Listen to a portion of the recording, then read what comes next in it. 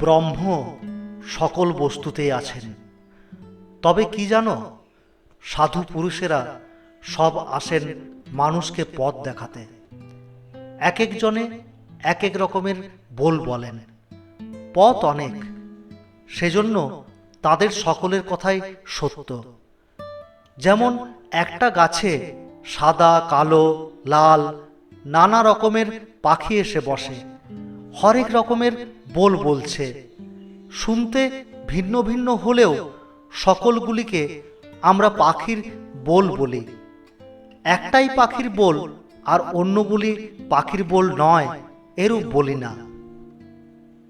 যেমন ফুল নাড়তে চাড়তে ঘ্রাণ বের হয়, চন্দন ঘষতে ঘষতে গন্ধ বের হয়, তেমনি ভগবত তত্ত্ব আলোচনা করতে করতে তত্ত্বজ্ঞানের উদয় হয়। নির্বাসনা যদি হতে পারো, এক্ষুনি হও।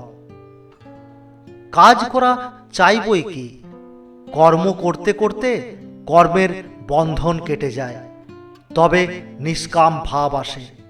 এক দণ্ড কাজ ছেড়ে থাকা উচিত নয়।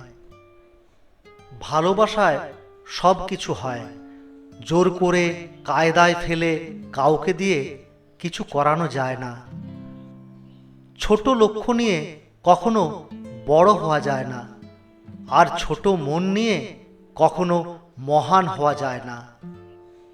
হেরে যাব বলে পথ চলা শুরু করিনি, হোঁচট খেয়েছি অনেক, সামলেছি একাই। তবু মনে আশা আজও আছে। চলতে চলতে পথের বাঁকে কেউ একজন ঠিক বলবে, আমি আছি, ভয় নাই। তুমি যখন খুব কঠিন পরিস্থিতির মধ্য দিয়ে যাচ্ছ, তখন থেমো না, চলতে থাকো। ভালো সময় তোমারও আসবে। জীবনে চাহিদা থাকা ভালো, তবে সেটা শারীরিক কিংবা অতিরিক্ত অর্থের নয়। চাহিদা থাকুক ভালোবাসা ও সম্মানের। এই পৃথিবীতে কেউ কারো নয়। তুমি কারোর সাথে মন খারাপের কথা ভাগ করছো, তো দেখবে সেই মানুষটি একদিন তোমার মন খারাপের কারণ হয়ে দাঁড়িয়েছে।